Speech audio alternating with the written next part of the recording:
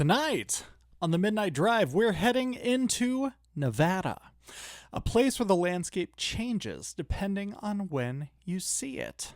By day, the desert can feel endless and beautiful, like every bend in the road opens into another postcard on the rack at the gift shop. But at night, the same space turns into something else, dark, silent, empty, in a way that feels too large. Nevada is neon and ghost towns, casinos and abandoned mines, secret bases, nuclear tests, desert highways, and stories that seem to grow out of the empty space itself. Tonight, we're not just visiting haunted places. We're looking at why Nevada feels strange before anything paranormal ever happens. Because some places don't need ghosts to feel haunted.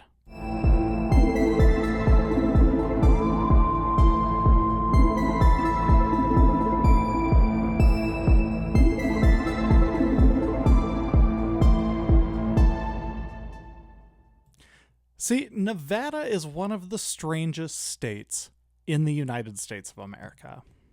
Not necessarily because of what's happened there, but because of how it feels. And that feeling changes dramatically depending on where and when you experience it. During the day, Nevada can feel almost impossibly beautiful. Long desert highways stretching toward distant mountains. Heat shimmering off the road. Rock formations changing shape around every single bend. The landscape constantly rearranging itself. It can feel cinematic, like you're driving through postcards, like you're driving through a literal movie. Every few miles, another impossibly beautiful view. Another valley, another mountain range, another stretch of open desert that feels untouched.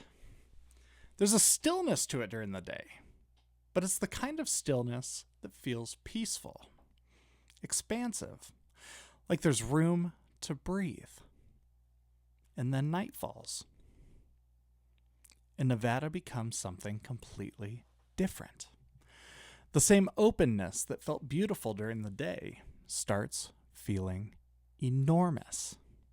The silence changes too. It's not silent in the way that forests are silent. Forests still move and feel very alive at night. Branches creak. Leaves shift. Animals fill the background constantly. The Nevada desert at night feels emptier than that. The wildlife sounds are sparse. The wind carries differently. And the darkness feels total. Especially once you get away from the cities. There are stretches of Nevada where the lack of light pollution becomes almost disorienting. You realize how little artificial light exists once civilization disappears. And in Nevada, civilization disappears pretty quickly. That's part of what makes the state feel so psychologically strange. Psychologically charged.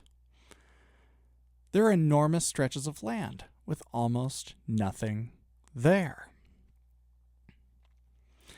Long roads with hours between towns. Gas stations that feel isolated enough to become landmarks themselves. Tiny settlements surrounded by miles and miles of open desert. And when people move through environments like that, their perception changes. The brain starts filling the space differently. Distance feels distorted. Time starts feeling strange. And ordinary things begin standing out much more intensely. A single light in the distance suddenly feels important, significant. A car appearing behind you on an otherwise empty highway becomes noticeable immediately. A building in the middle of nowhere starts feeling suspicious.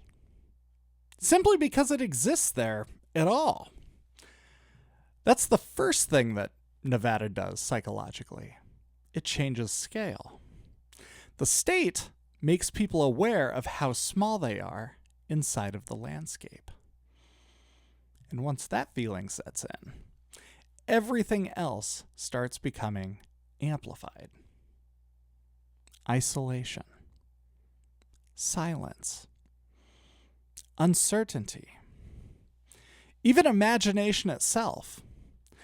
That's why Nevada naturally breeds mythology. Not because the desert creates paranormal activity, but because the environment creates emotional conditions where stories thrive. The state is filled with places that already feel disconnected from ordinary reality. Ghost towns, old mining camps, roadside attractions slowly collapsing into the desert, abandoned motels, artificial cities glowing in the middle of nowhere. And all of it exists against this backdrop of massive emptiness. It's a contrast that matters because Nevada constantly swings between extremes: isolation and spectacle, history and performance, silence and neon. One moment you're driving through miles of untouched desert, and the next moment you're standing in Las Vegas, the brightest place on earth. A city containing more than 15,000 miles of neon tubing. More than 1,200 fountains dancing in choreographed patterns. Millions of tourists arriving every year. Nearly 300 weddings happening every single day. A place so aggressively artificial that it almost stops feeling real. And even Vegas itself carries contradictions. The famous Strip technically isn't even inside Las Vegas city limits. It exists in Clark County, which somehow feels appropriate. Because Vegas already feels slightly detached from ordinary geography, like it materialized independently from the rest of the state. A giant performance space dropped into the desert. And surrounding all of that spectacle is emptiness. Real emptiness.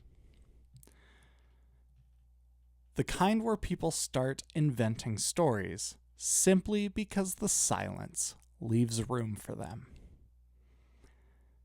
And that's where Nevada becomes fascinating. Because unlike places with dense history and constant activity, Nevada leaves gaps. And people naturally fill gaps with myths, with stories, with explanations. Area 51 exists there for a reason. The Extraterrestrial Highway exists there for a reason. The Clown Motel exists there for a reason. Not because Nevada is objectively more paranormal than everywhere else, but because Nevada already feels unreal before the paranormal enters the conversation. And once a place feels unreal, people become more willing to project things onto it. A strange light in the sky feels more meaningful in the Nevada desert than it would over a crowded city. An abandoned building feels more unsettling there because there's so much nothing surrounding it. The environment amplifies interpretation. In Nevada's history, only deepens that feeling. I'm excited to get more into this right here on the Midnight Drive. Las Vegas might be one of the most psychologically strange cities ever built. Not because it's dangerous and not because it's haunted, but because it feels intentionally disconnected from ordinary reality. Maybe that's exactly the point. Even the name itself feels misleading. Las Vegas. It means the meadows. A name inspired by underground artesian wells discovered in the desert long before the casinos arrived. But when most people think about Las Vegas now, they don't think about water. They think about light. Neon, noise, movement. A city designed to overwhelm perception. And what makes Vegas so strange is where it exists. Because outside the city, Nevada feels completely empty, open, quiet. And then suddenly, in the middle of all that darkness, there's this explosion of artificiality. A city so bright, it's considered one of the brightest places on Earth. More than 15,000 miles of neon tubing. Massive digital screens lighting the sky. Replica skylines. Artificial canals, artificial volcanoes, artificial Paris, artificial Venice, artificial New York City. An entire city built around simulation. And the farther you think about that, the stranger it becomes. Because Vegas doesn't really try to hide what it is, does it? It openly presents itself as performance, an engineered experience, a place where normal rules become temporarily suspended. Time, especially. Casinos famously avoid clocks, avoid windows. Everything inside is designed to blur orientation. Lights flash constantly.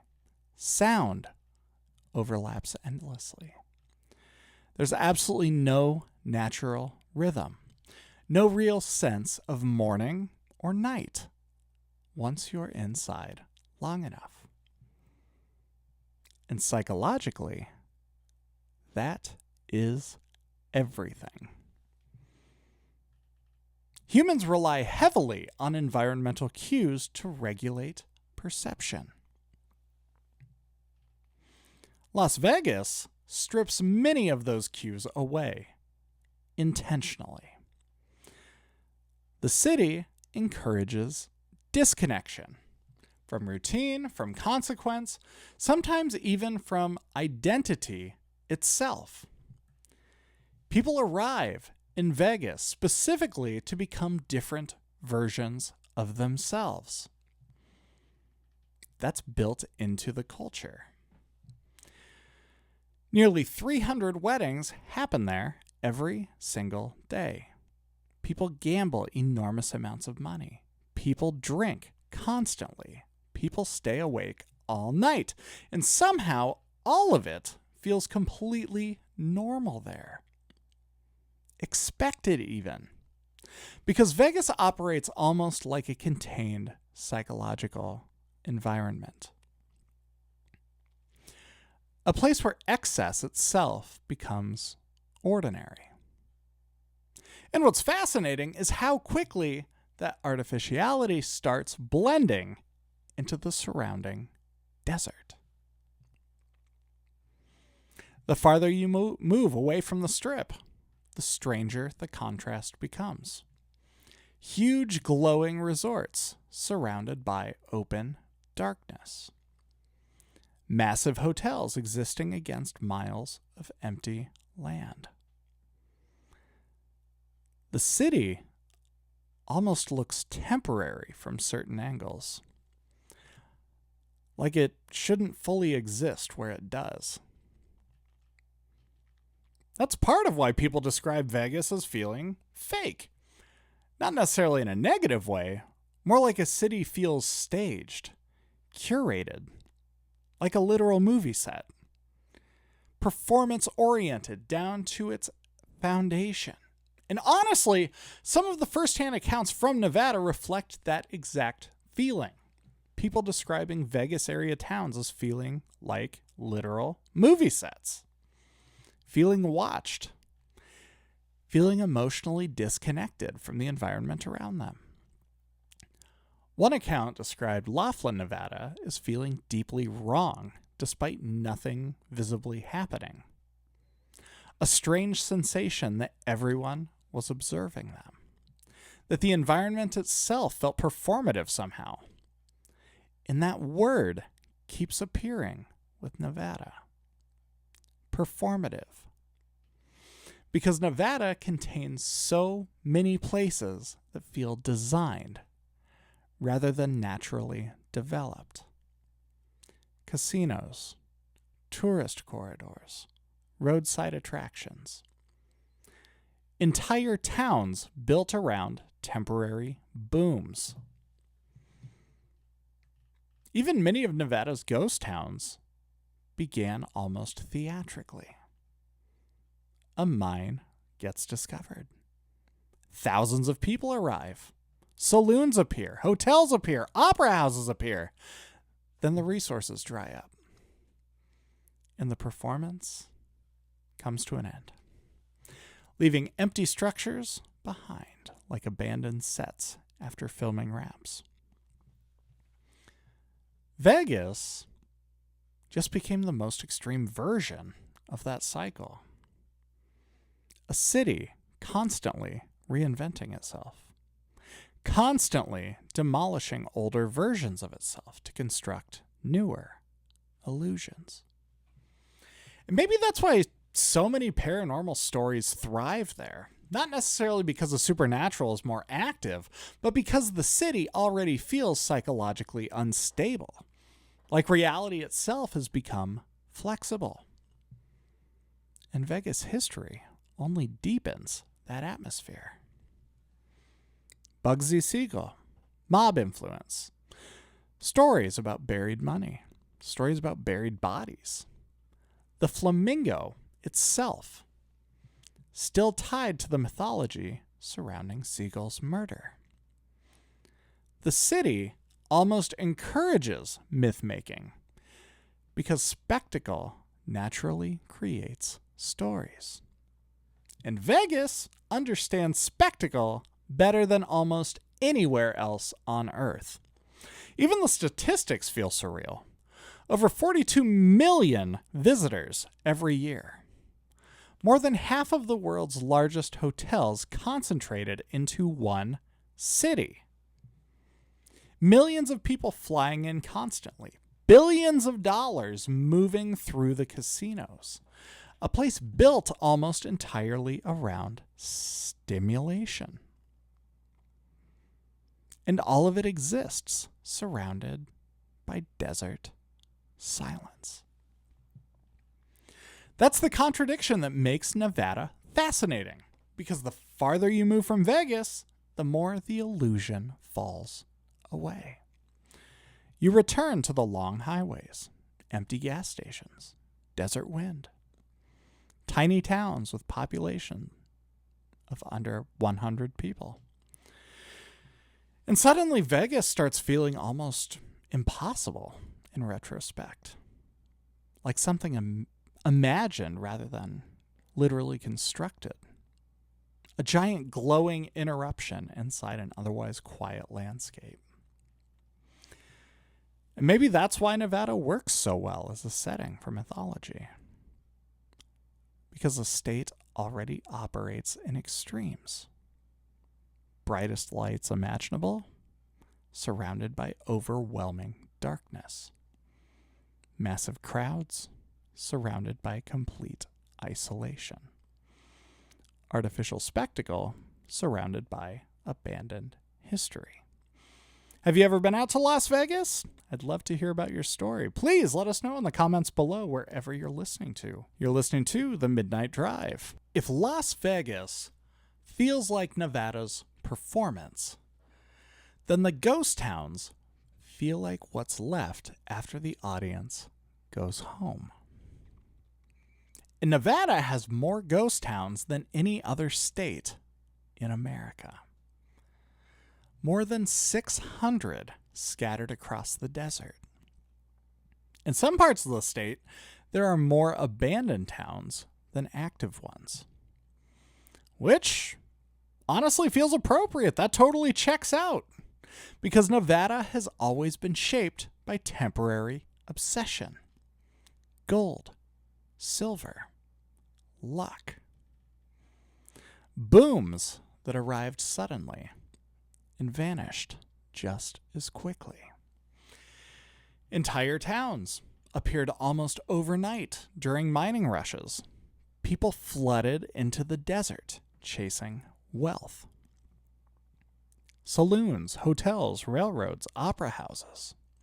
Communities built in places that otherwise had almost no reason for permanent settlement. And for a while, some of these places thrived. Virginia City became one of the most important industrial cities in the American West. At its peak, more than 25,000 people lived there. Millions upon millions in gold and silver poured from the Comstock lode. In today's value, that's billions of dollars. The town built mansions, imported luxury goods, constructed schools, churches, theaters. Mark Twain himself worked there for the Territorial Enterprise newspaper. And all of it existed high in the Nevada mountains, surrounded by harsh terrain and mining operations. Then, the mines declined. The wealth faded. And the town slowly transformed from booming city into a preserved memory. That transformation leaves a strange emotional residue behind. Because places like Virginia City don't feel abandoned in a normal sense. They feel like somebody pressed the pause button. Like pieces of another version of America were left standing while time moved on everywhere else. Old saloons still operating, wooden sidewalks, historic cemeteries, opera houses that once hosted massive performances, buildings surviving fires, collapses, and economic collapse itself. And once places start carrying that much preserved history, stories naturally attach themselves to them. Ghost stories, especially. Virginia City is often described as one of the most haunted towns in America. Not because anyone can objectively prove paranormal activity, but because the environment itself already feels emotionally loaded. Mining towns carried enormous amounts of death. Accidents, fire, disease, violence. The Yellow Jacket mine disaster alone killed dozens of miners in 1869. Entire communities formed around dangerous labor underground. And when places contain that much visible history, people begin sensing emotional weight inside the environment. It's not necessarily ghosts. It's more like accumulated memory. That feeling becomes even stronger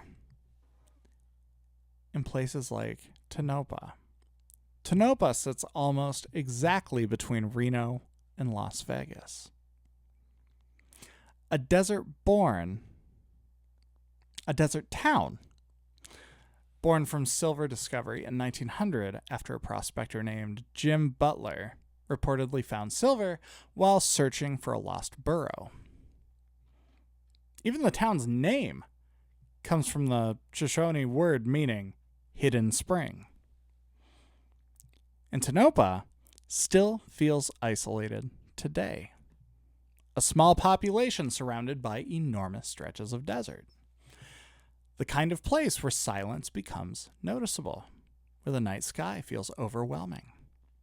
Tonopah is now famous for two things that perfectly summarize Nevada's atmosphere: the Clown Motel and the Old Tonopah Cemetery, sitting directly beside the Clown Hotel. And honestly, the Clown Motel almost feels too perfectly constructed to exist naturally. A motel themed around clowns. Already one of the most psychologically unsettling images in modern culture. Placed beside a cemetery. In an isolated desert mining town. Of course, right? Of course! It sounds fictional! Like something invented for a horror movie. But it's real. And what makes the place interesting psychologically isn't necessarily the paranormal stories surrounding it. It's the layering of emotional discomfort.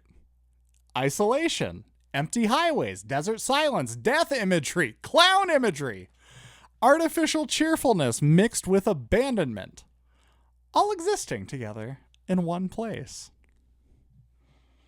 The human brain reacts strongly to conflicting signals like that, especially in environments already carrying uncertainty.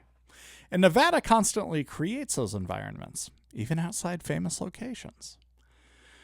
The state is filled with abandoned mining structures, collapsed buildings, rusting industrial equipment, roadside remnants slowly being reclaimed by desert wind, places where entire communities once existed and now almost nothing remains. That kind of rapid disappearance changes how people perceive a landscape because it creates evidence of impermanence everywhere. You're constantly reminded that people arrived with enormous optimism, built entire lives, and then vanished. That emotional pattern lingers in Nevada, even in active towns. Boom and bust became part of the state's identity. And nowhere feels more emotionally frozen than some of the deeper ghost towns. Places like Rhyolite, once home to thousands of residents, electric lights, hotels, and concrete sidewalks during the gold rush. Then almost completely abandoned within a decade. Now all that remains are fragments, ruins standing quietly in the desert, a bottle house made from thousands of glass bottles. Think about that. A bottle house made from thousands of glass bottles. Broken walls, empty foundations, art installations placed beside collapse. The desert preserving everything just enough that the absence becomes visible. And maybe that's why ghost stories attach themselves so easily to Nevada. Because the environment already feels filled with unfinished things. Unfinished towns, unfinished dreams, unfinished histories. Even the roads feel transitional. Like people are always passing through rather than arriving. Psychologically, places built around impermanence tend to feel emotionally unstable. Not dangerous necessarily, just difficult to fully settle into. That's the feeling so many people describe in Nevada. Not direct fear, more like unease. A sense that the environment itself is slightly unresolved, Once a landscape starts feeling unresolved, the imagination starts filling in the gaps. You're listening to The Midnight Drive. Nevada's strangest stories usually begin the same way, with distance. Distance from cities. Distance from certainty. Distance from anything familiar enough to fully explain what someone thinks that they saw. And once people enter environments that isolated, their relationship with mystery changes. That's why Nevada became the perfect setting for secrecy. Not just paranormal secrecy, government secrecy, military secrecy, Cold War secrecy. That kind of secrecy that naturally produces mythology. Because when people know something exists but can't fully see it, the imagination immediately starts building the rest. That's the story of Area 51, a military installation hidden deep within the Nevada desert, roughly 120 miles northwest of Las Vegas, built on the Groom Lake salt flats in the 1950s for testing the U-2 spy plane. For decades, the government wouldn't even officially acknowledge the base existed. That alone changed everything psychologically, because secrecy creates a narrative vacuum. And humans hate narrative vacuums. People naturally try to complete incomplete stories, especially in places already charged with emotional atmosphere. Nevada was the perfect environment for that. Huge, restricted stretches of desert. Armed security. Warning signs authorizing deadly force. Unmarked roads. Aircraft moving across the sky in isolated regions. Experimental technology, visible before the public understood what it was. And all of it occurring during the Cold War, when anxiety itself was already woven into American culture. People saw strange lights, strange aircrafts, strange movement in otherwise empty skies. And because official explanations were absent, other explanations rushed in to fill the silence. Aliens, recovered spacecraft, reverse engineered technology. Roswell becoming permanently linked to Nevada despite occurring in New Mexico. The mythology spread because the environment supported it emotionally. And even now, driving along Nevada's Extraterrestrial Highway still feels strangely cinematic. A nearly 100-mile stretch of road running through isolated desert near restricted military land. Tiny towns with population under 100 people. Alien-themed motels and diners. Highway signs constantly stolen by tourists.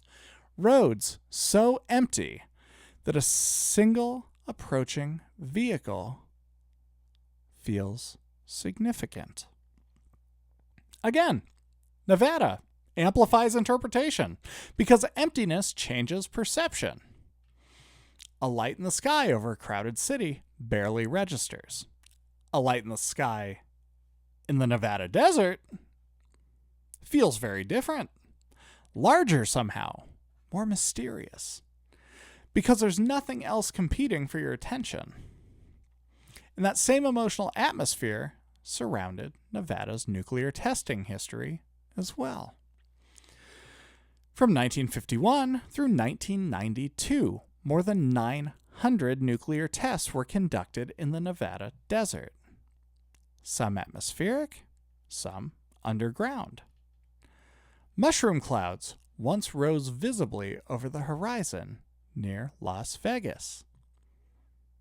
And unbelievably, the city turned it into tourism. Casinos advertised atomic viewing parties. People watched detonations like fireworks. Atomic box lunches were sold to tourists. The surrealism of that is difficult to overstate.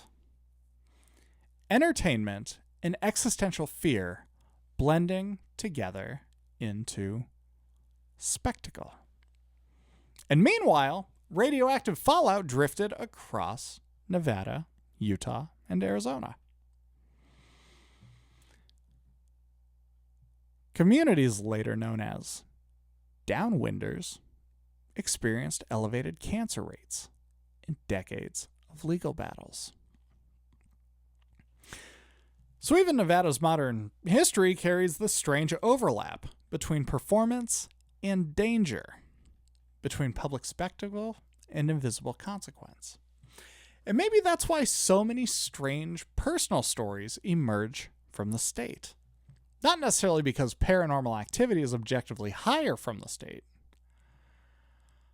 but because Nevada already conditions people psychologically toward uncertainty, toward heightened interpretation, toward feeling small inside enormous spaces. Some of the first-hand stories reflect that perfectly. People describing lights in the desert they couldn't explain. A floating white figure appears repeatedly during moments of emotional turmoil. Sounds moving through darkness where nothing should exist. A town feeling staged. A highway feeling watched. A lake carrying stories so old they've blended completely into regional identity. Like Pyramid Lake's Water Babies legend, a story involving spirits said to emerge from the water, crying at night. Whether those stories are objectively true almost becomes secondary, because emotionally, the landscape already feels capable of holding them. That's what makes Nevada feel different. The state creates psychological room for mythology. The desert is so large, so empty, so visually overwhelming, that ordinary certainty starts breaking down slightly. And once certainty weakens, people begin projecting meaning into the gaps. Ghosts, aliens, conspiracies, premonitions, signs. Because the human brain dislikes unresolved space. It wants orientation. It wants explanation. And Nevada constantly confronts people with environments that feel difficult to fully explain emotionally. Places too quiet, too empty, too artificial, too isolated. That's why Nevada feels strange even before the paranormal enters the conversation, because the state itself already operates like a contradiction. The brightest city on Earth surrounded by overwhelming darkness. Massive tourism surrounded by abandoned towns. Entertainment built beside nuclear testing grounds. Artificial spectacle surrounded by ancient desert silence. And maybe that's why Nevada stays with people long after they leave. Not because they necessarily saw something supernatural there, but maybe because the state just changes the way that uncertainty feels.